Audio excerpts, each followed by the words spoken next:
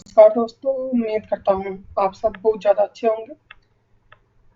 तो 95% बोर्ड्स में कंफर्म। अगर आप आगे लाना चाहते हो तो ध्यान से देखो, पूरा वीडियो देखो। कोई भी डाउट होता है कमेंट सेक्शन में जाके पूछो। बाकी अगर कोई आप चेंजेस चाहते हैं तो उसके लिए आप सलाह दे सकते हो। अगर आप अच्छा परसेंटेज गेन करना चाहते हैं तो ध्यान से आखिरी तक जरूर देखो। तो फ्यूजन एडटेक वर्ल्ड में आपका स्वागत है। चलते हैं चैप्टर की तरफ। जो आज हम देख रहे हैं उस चैप्टर का नाम देखेंगे हम। चैप्टर है समकालीन विश्व में अमेरिका। तो दोस्तों, जैसा कि हम सबको पता है, हम सबको बहुत अच्छे से पता है कि आज के समय पर या जो दौर चल रहा है, आज से 10 साल पहले अमेरिका ने वर्चस्व एक तरीके से अपना स्थापित कर लिया है। तो थर्ड चैप्टर है। इस चैप्टर में हम देखेंगे कि कैसे अमेरिका का दबदबा है, ताकि आपको आसानी से, जैसे यहाँ पे लिखा है फिजियोनोटिक वर्ल्ड 95% प्लस आप गेन करोगे। आपको प्रूफ के साथ हम दिखाएंगे कि कैसे आप 95 ला सकते हो। तो देखते हैं चैप्टर। पहला है क्वेश्चन, वर्चस्व के बारे में निम्नलिखित में कौन सा कथन गलत है। तो दोस्तों, वर्चस्व आप सबको पता है, वर्चस्व एक वैसी स्थिति होती है जहां पर आप दबदबा दिखाते हो। हम थोड़ा इनफॉर्मल अगर चैप्टर थर्ड की बात करें तो आप सबने वर्चस्व का एक नमूना देखा होगा डोरेमोन में। किस तरीके से जो सुनियो है, या फिर यूं समझ लो कि एक मोटा सा लड़का है, वो मारता रहता है उसको। आपको पता ही ना किसको मारता है। तो एक तरीके से उसकी ताकत का वर्चस्व है, वैसे अमेरिका का भी वर्चस्व है पूरी दुनिया में।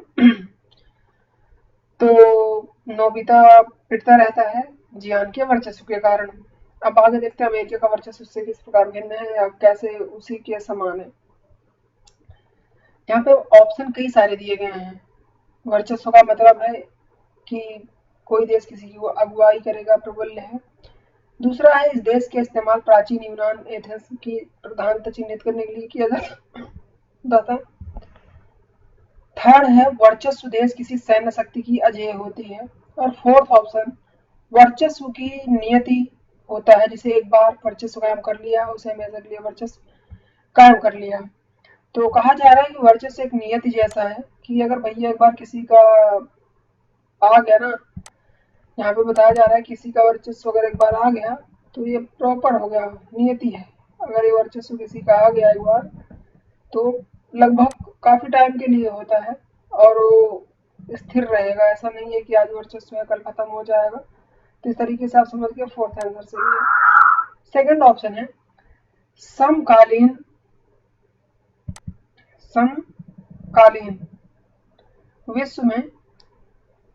विश्व व्यवस्था में जो निम्नलिखित कथन है, कौन सी जो बात है या जो कथन है गलत है।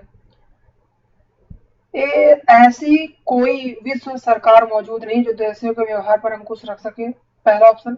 दूसरा ऑप्शन है, अंतरराष्ट्रीय मामलों में अमेरिका की चलती है। थर्ड ऑप्शन है कि विभिन्न देश एक दूसरे से बल प्रयोग कर रहे हैं। फोर्थ ऑप्शन है, देश के अंतरराष्ट्रीय कानूनों का उल्लंघन करते हैं, संयुक्त राष्ट्र संघ कठोर दंड देता है। जी हाँ, बिल्कुल सही। अगर आप किसी भी देश से हो और आपका देश भी अगर कुछ इंटरनेशनल रूल्स का वॉयलेशन करता है तो आप पे कई सारी पाबंदियां लग जाती हैं, जो कि यूएनओ उस चीज को देख रेख करता है। यूनाइटेड नेशंस ऑर्गेनाइजेशन या संयुक्त राष्ट्र संघ उस चीज को देखता है। Operation Iraqi freedom, operation Iraqi freedom, Iraq की मुक्ति अभियान के बारे में निम्नलिखित का कौन सा कथन जो है गलत है। कौन सा कथन गलत है, इसका मतलब क्या है कि जो यहाँ पे कथन दिया गया है, जो लाइनें दी गई, कौन सा गलत है। तो इराक पर हमला करने की चीज अमेरिकी अगुवाई वाले गठबंधन में 40 से ज्यादा देश शामिल हुए। भाई पहले तो गलत ही है, हम सबको पता है कि 34 थे, 40 नहीं थे। तो ये जो दिया गया गलत है, तो हम इसको निकाल ही सकते हैं। 34 थे ना कि 40, ये जीरो नहीं होगा, 34। तो 34 देश शामिल थे दोस्तों, आपको याद होगा। दूसरा पॉइंट है, इराक पर हमले के कारण बताते हुए कहा गया कि हमला इराक का सामूहिक नरसंहार हथियार बनने से रोकने के लिए किया गया था। दूसरा पॉइंट भी कुछ खास नहीं लग रहा। थर्ड, इस कार्रवाई से पहले संयुक्त राष्ट्र संघ की अनुमति ले ली गई थी। फोर्थ, अमेरिका नेतृत्व वाले गठबंधन को इराकी सेना से तगड़ी चुनौती नहीं मिली। थर्ड आंसर सही है इसका, आप लोग देख लीजिए। इस कार्रवाई से पहले संयुक्त राष्ट्र संघ की अनुमति ले ली गई थी कि भाई इराक ऐसा ऐसा कर रहा है, उसके ऊपर ऑपरेशन चलाने जा रहे हैं, तो संयुक्त राष्ट्र संघ ने इस चीज की परमिशन दे दी थी। जी और ऑप्शन सही। ठीक, नेक्स्ट प्रश्न आता है दोस्तों। प्रश्न की बात चल रही है तो प्रश्न अगर हम देखें तो नॉर्मल प्रश्न होता तो चलो ठीक है। यहाँ पे बात हो रही है इस अध्याय में हम क्या देखेंगे। इस अध्याय में बताया गया वर्चस्व, बात हो रही है वर्चस्व की। किसकी? वर्चस्व के तीन अर्थ। हमें कितने अर्थ बताने हैं दोस्तों? तीन अर्थ बताए गए हैं। प्रत्येक का एक एक एग्जाम्पल लेना है और ये एग्जाम्पल आपकी बुक से ही होना चाहिए, ये जरूरी है। तो पहला प्रश्न है, इसको हम सॉल्व करके देखते हैं कि क्या होगा इसका आंसर। तो बताया जा रहा है कि वर्चस्व क्या है। राजनीतिक एक ऐसी कहानी है जो शक्ति के इर्द गिर्द क्या करती है? घूमती है। आप सबको पता है भाई, आपने एक डायलॉग सुना होगा, चाचा विधायक है हमारे। तो मतलब एक तरीके से राजनीति में, पॉलिटिक्स में हर कोई कहता है कि सीएम की कुर्सी के लिए कोई मर रहा है, पीएम की कुर्सी के लिए कोई मर रहा है। ये तो हो गई देश या दलगत राजनीति, उसमें इतनी पावर है। तो आप सोच सकते हो कि विश्व राजनीति में कितना ज्यादा दखल हर कोई रखना चाहता होगा, अपना वर्चस्व बना के रखना चाहता होगा। तो ताकत एक ऐसी भूख है दोस्तों की वो हर किसी में होती है। तो विश्व शक्ति बनने की भी भूख बहुत सारे दोस्तों देशों में है। किसी भी आम आदमी की तरह हर समूह भी ताकत पाना और कायम रखना चाहता है। कौन नहीं चाहता ताकत? मॉनिटर से लेकर प्रेसिडेंट तक किसी देश के। आपके क्लास का मॉनिटर है, वो भी आप पे रोब झाड़ता है कि नहीं? 2 थप्पड़ मारेगा आपको। तो वैसे ही गली का बदमाश बच्चा होता है, वो भी हर कोई ताकत चाहता है अपने लिए। वैसे विश्व नेता या वैश्विक छवि रखने वाले राजनेता, ये लोग भी ताकत चाहते हैं। विश्व राजनीति में भी विभिन्न देशों के समूह ताकत पाने और रखने की लगातार कोशिश करते हैं। अंतरराष्ट्रीय राजनीति में जब एक राष्ट्र शक्तिशाली बन जाता है और दूसरे राष्ट्र पर अपना प्रभाव जमाने लगता है तो उसे एक ध्रुवीय व्यवस्था का मतलब, एक ध्रुवीय का मतलब पूरी दुनिया में एक ही राष्ट्र है और चारों तरफ एक दुनिया और वो देश अकेला, तो मतलब उसी की चलेगी अब वहां पे।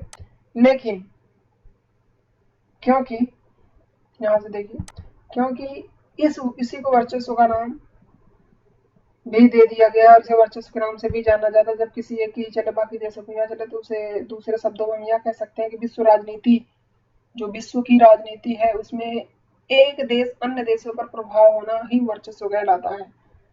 मतलब दुनिया में 200 कुछ देश हैं, उन सारे देशों पर सिर्फ एक ही देश, मतलब समझ रहे हो ना आप, कि एक ही देश का मतलब अधिकार है, यूं कह लो ताकत है, उसी के पास सबसे अधिक मिसाइलें हैं, सबसे उन्नत तकनीक है, तो उसी एक देश का वर्चस्व है।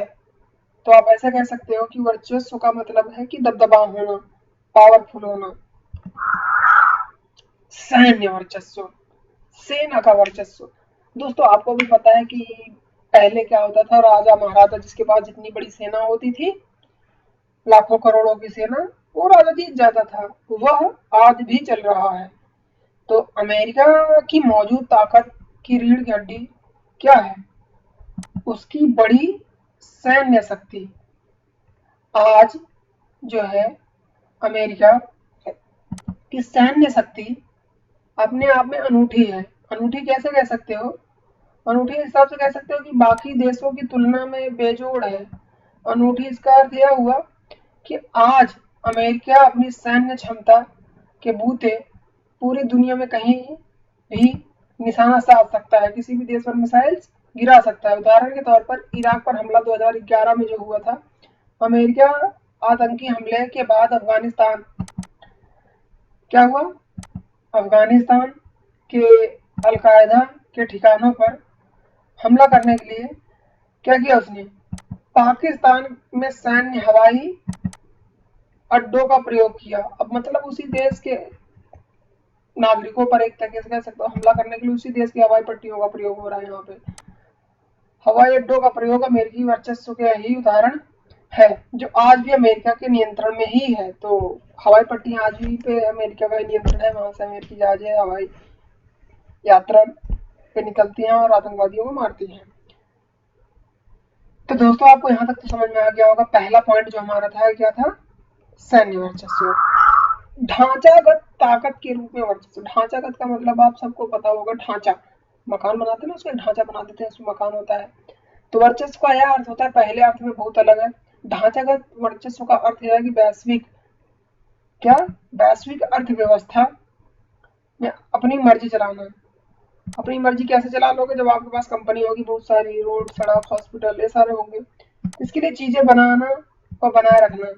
अनेक ऐसे उदाहरण हैं जो स्पष्ट करते हैं, क्या स्पष्ट करते हैं, अमेरिका जैसे ढांचागत क्षेत्र में भी वर्चस्व कायम है। जैसे छोटे देशों के ऋणों में कटौती तथा उन पर अपनी बात मनवाने के लिए दबाव बनाना आदि। उनको जो उधार है उसमें कटौती कर दी जाती है और उनसे अपनी बात मनवाने के लिए दबाव बनाया जाता है। उसकी बात न मानने वाले देशों पर अनेक प्रकार के प्रतिबंध लगा दिए जाते हैं। व्यापार प्रतिबंध होता है, आपने अभी भी देखा होगा, उसने धमकी दे दी थी हिंदुस्तान को कि अगर आप हाइड्रोक्लोरोक्विन नहीं देते हो तो आप पर प्रतिबंध लग सकता है। तो बहुत सारी चीजें हैं जो आप देख सकते हो। आपको अगर ऐसा कुछ पता है तो कमेंट बॉक्स में करके जरूर बताओ कि क्या क्या चीजें हैं। तो ढांचागत ताकत के वर्चस्व के रूप में वर्चस्व आप समझ गए होंगे। उम्मीद करता हूँ आपको समझ में आ रहा होगा।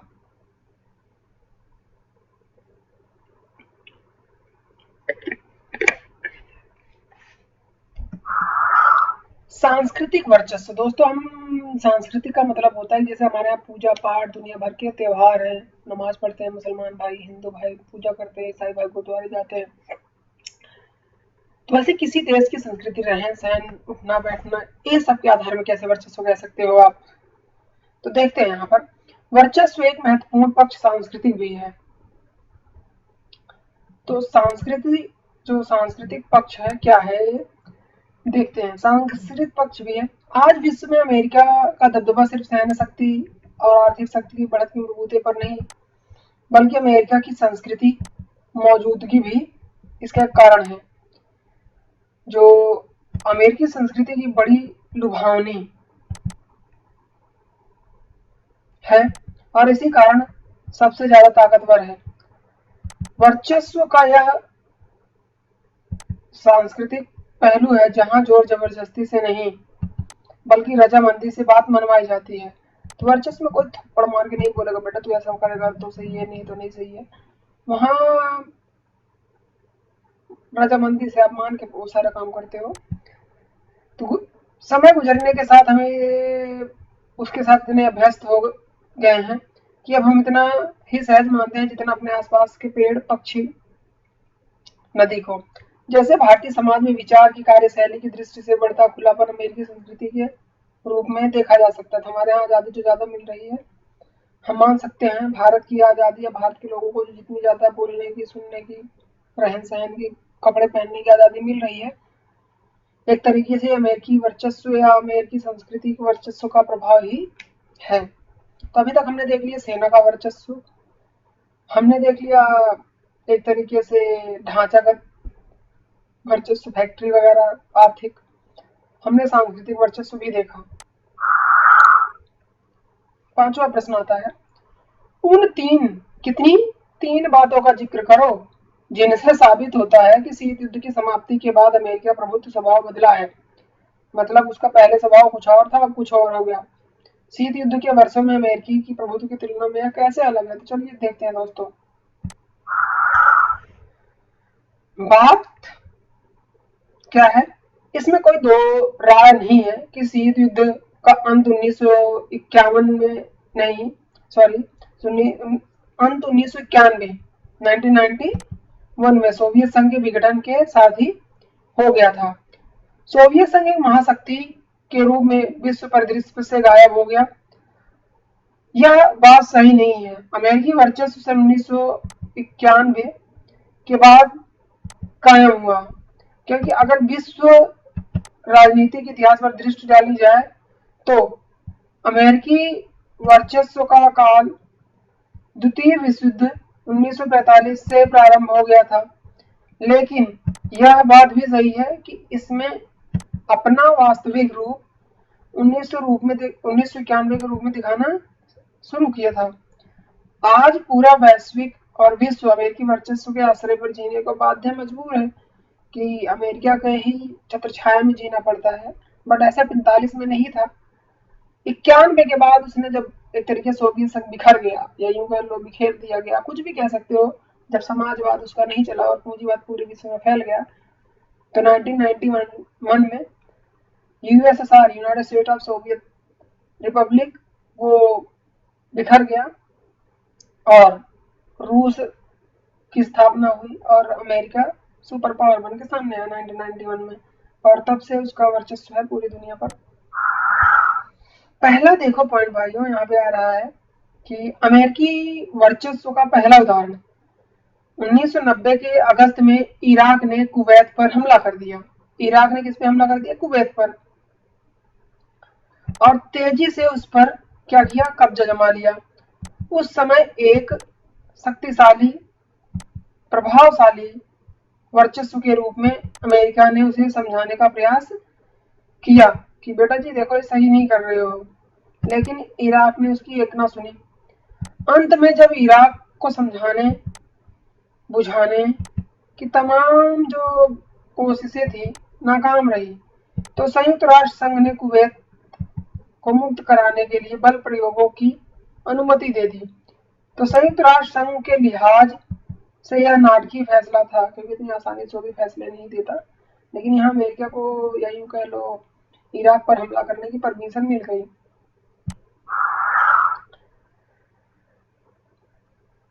दौर याद रखना दोस्तों, प्रथम खाड़ी युद्ध, ये लिखा हुआ है डार्क सर्कल कह रहा हूँ, डार्क, और यूं कह लो कि कलर के माध्यम से हमने इंपॉर्टेंट वर्ड्स दिखाने की कोशिश की है।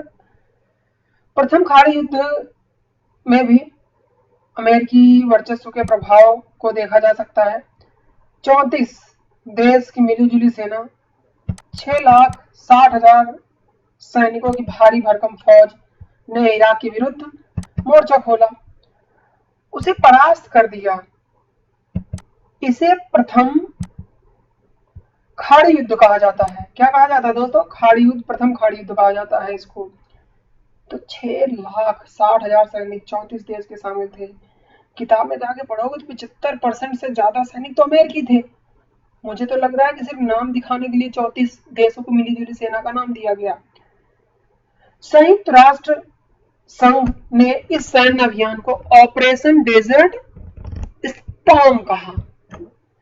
इसे कहा ऑपरेशन डेजर्ट स्टॉर्म। देखिए दोस्तों, ये पहला ऑपरेशन डेजर्ट स्टॉर्म जो किसी के खिलाफ चलाया गया था, इराक के खिलाफ चलाया गया था, कुवैत को आजाद करवाने के लिए। आगे देखते हैं। जो एक हद तक अमेरिकी सैन्य अभियान ही था, इसमें प्रतिशत सैनिक 75%, जैसे मैंने पहले बता दिया, अमेरिकी ही थे। हालांकि इराक के राष्ट्रपति सद्दाम हुसैन का ऐलान था कि यह 100 जंगों की एक जंग शामिल होगी। हाँ, 100 जंगों की एक जंग शामिल होगी। ओवर कॉन्फिडेंट बंदा, शामिल भी हुई ऐसे ही लगा, लेकिन उल्टे तरीके से दोस्तों। लेकिन इराकी सेना जल्द ही हार गई और उसने कुवैत से हटने पे मजबूर होना पड़ा। अमेरिकी वर्चस्व का एक स्वरूप यहाँ भी देखने को मिला जब अमेरिका ने आतंकवादी हमले हुए। 9/11 कौन भूल सकता है? ट्विन टावर उड़ा दिए थे आतंकवादियों ने। 9/11 हमला जो हुआ उसके बाद क्या किया अमेरिका ने, तुरंत कदम उठाकर और भयंकर कार्रवाई कर दी। कार्रवाई नहीं की दोस्तों, भयंकर तूफान ला दिया दुनिया में। क्या तूफान आया था, अपने पापा से अपने बूढ़े से पूछना कि क्या किया था उस समय। थोड़ा सा देखिए, अब क्लिंटन की जगह रिपब्लिकन पार्टी के जॉर्ज बुश राष्ट्रपति थे। जॉर्ज डब्ल्यू बुश राष्ट्रपति थे। इन्होंने क्या किया, क्लिंटन शांत स्वभाव के थे, लेकिन इनके विपरीत बुश ने अमेरिकी हितों की रक्षा के लिए या बढ़ावा के लिए कठोर रवैया अपनाया और इन हितों को बढ़ावा देने के लिए कड़े कदम भी उठाए। आतंकवाद के विरुद्ध, किसके विरुद्ध, आतंकवाद के विरुद्ध क्या कर दिया इन्होंने, विश्वव्यापी युद्ध छेड़ दिया भाई। पूरी दुनिया में जहां जहां आतंकवादी होंगे ढूंढ ढूंढ के मारेंगे, चाहे किसी भी देश में हो। तो अमेरिका ने इस ऑपरेशन का नाम रखा ऑपरेशन एंड्योरिंग फ्रीडम। पूरी दुनिया से 9/11 का बदला लेने के लिए जो ऑपरेशन चलाया गया, उस ऑपरेशन का नाम था ऑपरेशन एंड्योरिंग फ्रीडम। मेरे दोस्तों, मेरे भाइयों, आप सबको समझ में आ रहा होगा। तो चलिए आगे चलते हैं। यह अभियान उन सभी के लिए खिलाफ चलाया गया जिन पर 9/11 में शक था। यकीन भी नहीं, सिर्फ अगर शक था तो उन्हें उठा लेते थे कि भाई तुमने 9/11 में किसी की मदद की थी, चलो ससुराल। और ऐसी जेल में रखते थे ग्वांतानामो में कि किसी को पता नहीं लगता था। कई सरकारों को तो पता ही नहीं लगा उनके नागरिक गायब होकर कहाँ कहाँ जा रहे हैं। एक तरीके से बहुत ही खुफिया मिशन और ताकतवर था 9/11 का बदला, ऑपरेशन एंड्योरिंग फ्रीडम। उम्मीद है समझ में आ रहा, एग्जाम में आता है, याद रखना। इस प्रकार उपरोक्त तीनों घटनाओं के आधार पर यह स्पष्ट हो जाता है कि आज का अमेरिका प्रभुत्व शीत युद्ध के दौर से पूरी तरह अलग है। शीत युद्ध में इतना ज्यादा नहीं होता था जितना आज के टाइम पर है। सोवियत संघ के विघटन के साथ ही शीत युद्ध की समाप्ति के बाद संयुक्त राज्य अमेरिका अपनी सैन्य ताकत और आर्थिक शक्ति का प्रयोग करके पूरी विश्व अर्थव्यवस्था पर अपना मनमाना आचरण थोपने लग गया, जिससे यह स्पष्ट हो जाता है कि शीत युद्ध की समाप्ति के बाद अमेरिका का वर्चस्व स्वरूप बदला है। शीत युद्ध के दौरान इसका इतना प्रभाव नहीं रहा है कि शीत युद्ध जब था तब इतना नहीं दबदबा था इसका जितना अभी दिखाई देता है। शीत युद्ध के बाद 1991 के बाद खुले तौर पर आ गया मैदान में और अपनी दादागिरी चलाने लगा अन्य देशों पर। अन्य देशों पर दादागिरी का मतलब है कि अपना प्रभाव अपनी जबरदस्ती थोपने लगा। आप खुद सोचो, इराक ने कुवैत पर हमला किया, इसने इराक पर भी हमला कर दिया। आज सबको पता है कि इराक पर हमला शायद कुवैत को बचाने के लिए नहीं था, उसके तेल के कुएं पर कब्जा करने के लिए था। लेकिन क्या करोगे, जिसकी लाठी उसकी भैंस, हमारे हिंदुस्तान में पुरानी कहावत है। मैचिंग करनी है दोस्तों, हम यहाँ पे ऑपरेशन इनफाइनाइट रीच को मैच करेंगे, कहाँ जाता है। फिर हम देखते हैं एंड्यूरिंग फ्रीडम कहाँ था, फिर हम देखेंगे डेजर्ट स्टॉर्म, फिर ऑपरेशन इराकी फ्रीडम। तो ये चारों को हम देखते हैं कहाँ जाता है। तो डायरेक्ट उत्तर पे आते हैं हम। पहला ऑपरेशन इनफाइनाइट रीच, सूडान पर मिसाइलों से हमला था। दूसरा एंड्यूरिंग फ्रीडम, ये भी बड़ा है, याद है ना, तालिबान और अलकायदा पर किस चीज का बदला था ये, 9 और 11, सही बोला, 9/11 का बदला था। ऑपरेशन डेजर्ट स्टॉर्म, अब ये भी पढ़ा है, ताजा ताजा याद है। प्रथम खाड़ी युद्ध कहा गया था इसको, 100 जंगों की एक जंग बोल रहे थे। ऑपरेशन इराकी फ्रीडम, इराक पर हमला के इच्छुक देशों का गठबंधन कहा गया, 34 देश शामिल थे इसमें। उम्मीद है समझ में आया होगा दोस्तों, आगे चलते हैं। प्रश्न 7, अमेरिकी वर्चस्व की राह में सबसे बड़ा व्यवधान क्या है। अमेरिका जो इतना ताकतवर है, कहते नहीं कि उसके लिए ही क्या प्रॉब्लम क्रिएट कर रहा है, कैसे सबसे बड़ा अमेरिका का जो वर्चस्व है, कैसे कौन उसमें रोड़ा बन रहा है। आप जानते हैं कि इनमें से कौन सा व्यवधान आगामी दिनों में महत्वपूर्ण साबित होगा। तो हमें बताना है कि अमेरिका का जो वर्चस्व है उसमें सबसे बड़ा जो व्यवधान है क्या है। व्यवधान का मतलब है प्रॉब्लम क्या है। तो आगे चल के देखते हैं इसका उत्तर कि वहां के लिए अमेरिकी जो वर्चस्व है उसके रास्ते में सबसे बड़ा रोड़ा क्या है।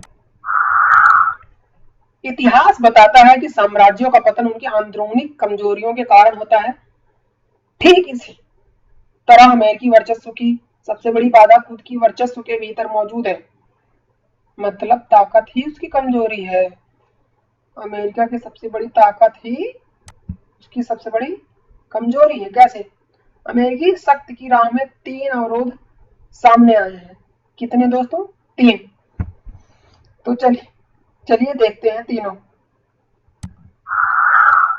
अमेरिका की संस्थागत बनावट। दोस्तों एक बार हल्का सा आप रीड करने की कोशिश करो कि क्या है ये बनावट, फिर हम इस पर डिस्कस करते हैं।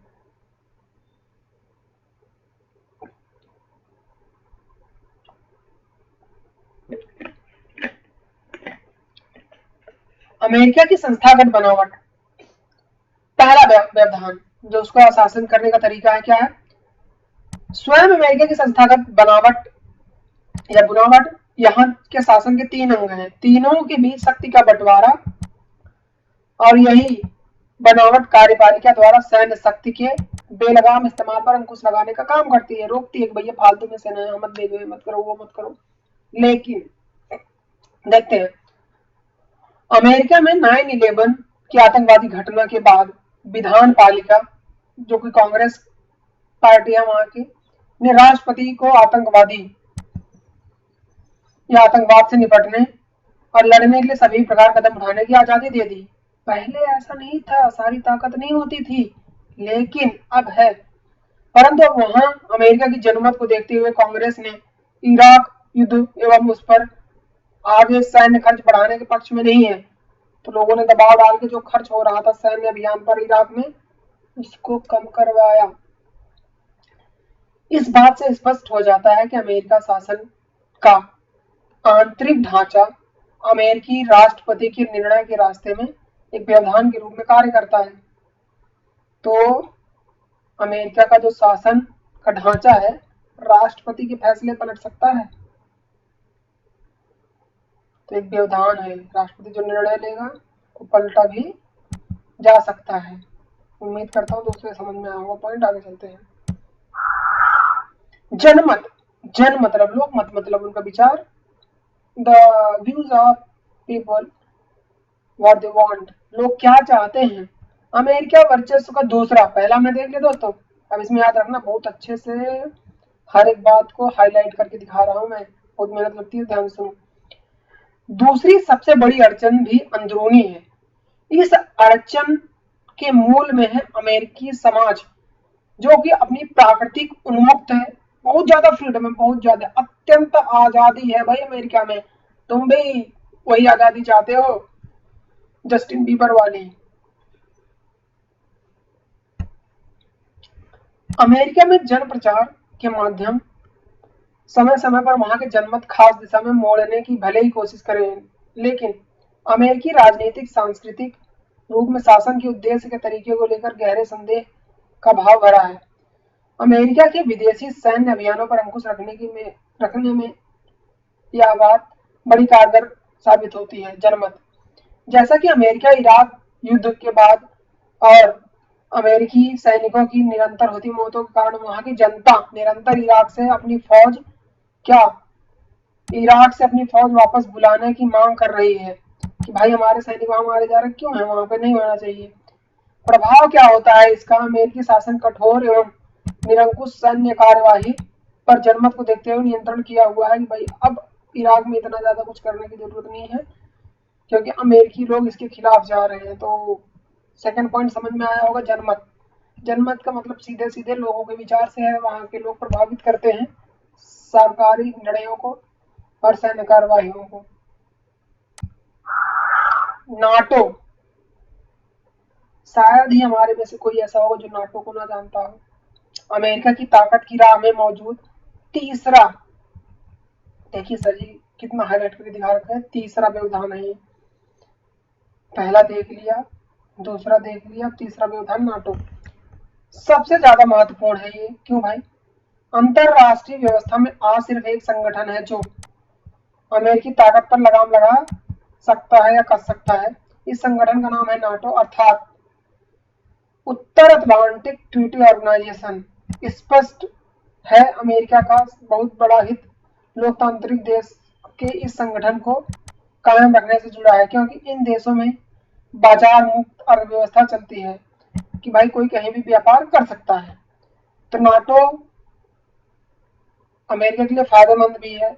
इसी कारण इस बात की संभावना बनती है कि नाटो में शामिल अमेरिका के साथी देश उसके वर्चस्व पे कुछ अंकुश लगा सकते हैं। तो 3 पॉइंट हो गए दोस्तों, समझ में आया होगा। प्रश्न नंबर 8 क्या है? भारत अमेरिका का समझौता।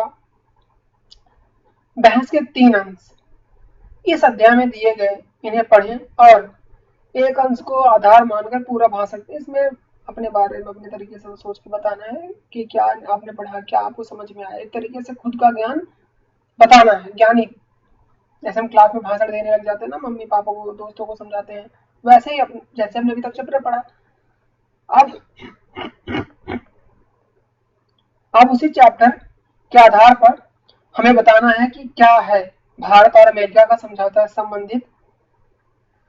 तो चलिए देखते हैं, जिसमें भारत अमेरिका संबंध के बारे में किसी एक ग्रुप का समर्थन किया गया हो कि हम क्या करना चाहिए भारत को, क्या नहीं। इसमें कोई दो राय नहीं कि अमेरिका के विश्वव्यापी वर्चस्व का दौर है और बाकी देशों की तरह भारत को भी फैसला करना है वह अमेरिका के साथ किस तरह से संबंध रखना चाहता है। यद्यपि भारत में इस संबंध में 3 संभावित रणनीतियों पर बहस चल रही है। पहला पॉइंट देखिए दोस्तों स्क्रीन पर अपने, ये जो विद्यमान अंतरराष्ट्रीय राजनीतियों को सैन्य शक्ति के संदर्भ में देखते समझते हुए भारत और अमेरिका की बढ़ती हुई नजदीकी से भयभीत है, भाई डर रहे हो। ऐसे विद्वान यही चाहेंगे कि वाशिंगटन से अपनी अलगाव बनाए रखें और अपना ध्यान अपनी राष्ट्रीय शक्ति को बढ़ाने पर लगाएं। कहते हैं बरगद की छाव में कोई दूसरा पेड़ नहीं उग पाता है। तो वही भारत के लिए लोग कहते हैं कि अमेरिका के साथ रह के हम तरक्की नहीं कर सकते। कुछ विद्वान मानते हैं भारत और अमेरिका के हितों को तालमेल बनाकर चलना चाहिए। भारत के लिए ऐतिहासिक अवसर है कि विद्वान ऐसी रणनीति अपनाने का तरफदारी करते हैं जिससे भारत अमेरिका के वर्चस्व का फायदा उठाए।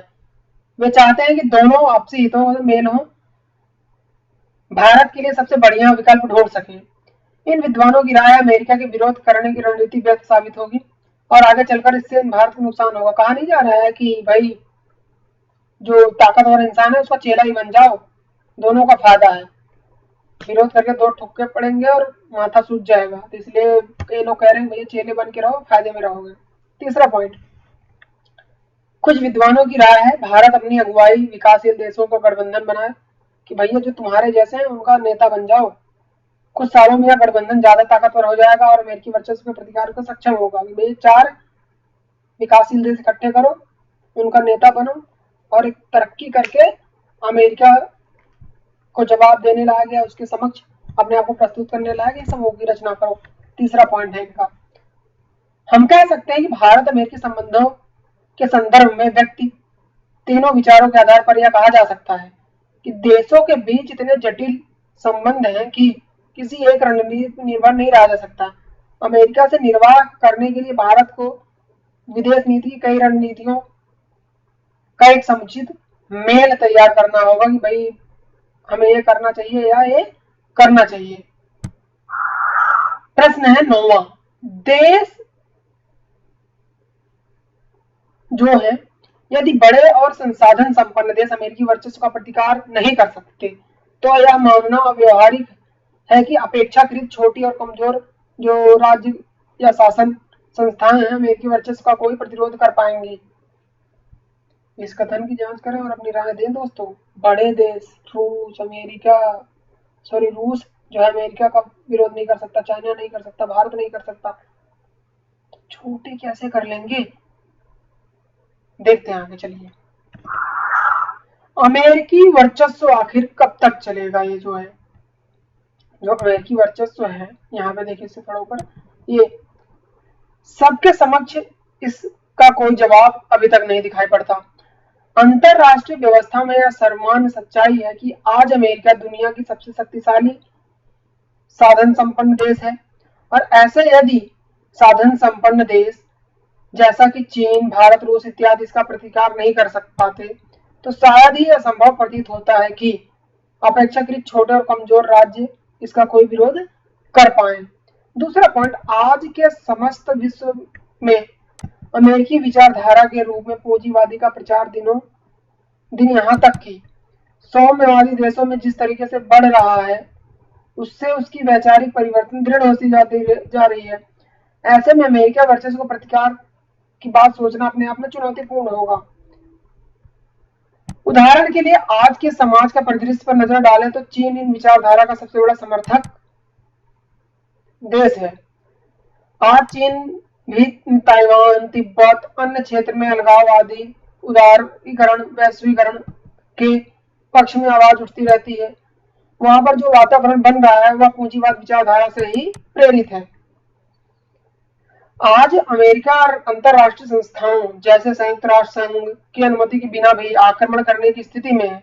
अतः यह स्पष्ट दिखाई पड़ता है कि छोटे एवं कमजोर राज्य द्वारा अमेरिकी वर्चस्व का प्रतिकार की बात सोचना बहुत जटिल विचारधारा है। अमेरिका का अंतरराष्ट्रीय संगठन वित्तीय संस्थाओं जैसे विश्व बैंक, अंतरराष्ट्रीय मुद्रा कोष, विश्व व्यापार संगठन आदि पर गहरा प्रभाव देखा जा सकता है। ऐसी स्थिति में छोटे कमजोर राष्ट्र उसकी सहायता पर निर्भर हो जाते हैं, अतः उनका उसके प्रतिकार करने की बात सोचना भी असंभव लगता है। हमारे यहाँ कहावत है, अपने से बड़े से पंगा नहीं लेते, तो इनडायरेक्टली ये लोग यही कहने की कोशिश कर रहे हैं कि भैया जो बड़ा है उससे अगर आप कहीं बैर लेते तो नुकसान अपना ही है। इसलिए रूस हो गया, चाइना हो गया, भारत हो गया, इससे डायरेक्ट लड़ाई या डायरेक्ट प्रतिस्पर्धा में नहीं आना चाहते। कुछ लोगों का मानना है कि अमेरिकी वर्चस्व का प्रतिकार कोई देश अथवा देशों का समूह नहीं कर पाएगा, क्योंकि बहुत बड़ा जवाब आया, क्योंकि आज सभी देश अमेरिकी ताकत के आगे बेबस हैं और ये लोग मानते हैं, क्या मानते हैं दोस्तों, कि राज्येतर संस्थाएं अमेरिकी वर्चस्व का प्रतिकार के लिए आगे आएंगी। अमेरिकी वर्चस्व को आर्थिक, सांस्कृतिक धरातल पर चुनौती मिलेगी। यह चुनौती स्वयंसेवी संगठन जो एनजीओ टाइप के होते हैं, सामाजिक संगठन, आंदोलन, जनमत के आपसी मेल से प्रस्तुत होगी। मीडिया का एक तबका, बुद्धिजीवी मतलब जिसके पास ज्ञान है, कलाकार, लेखक आदि अमेरिकी वर्चस्व का प्रतिरोध के लिए आगे आएंगे और यही लोग लिखेंगे, अमेरिका का विरोध करेंगे। तो ये सारी बात यहाँ पर कही जा रही है कि कोई देश नहीं आएगा जो आकर अमेरिका का विरोध करेगा, बल्कि सामाजिक आंदोलन, जनमत, वहां के लोग आपस के मेल प्रस्तुत होंगे। मीडिया का एक तबका आएगा, नॉलेजेबल पर्सन आएंगे, आर्टिस्ट आएंगे, राइटर्स। अमेरिका का ये लोग विरोध करेंगे कि तुम्हारी ताकत लोगों का शोषण कर रही है, देशों का शोषण कर रही है। तो दोस्तों समझ गए कि इनके कहने का मतलब है देश तो पंगा नहीं लेंगे, लेकिन उसी देश के नागरिक, एक प्रभावशाली व्यक्ति इनका विरोध करेंगे, जिससे अमेरिका को जवाब मिलेगा। उम्मीद करता हूँ यहाँ तक अच्छे से समझ में आया होगा। तो देखते हैं आगे थोड़ा सा कि कैसे हुआ, चीजें कैसे परिवर्तित हुई।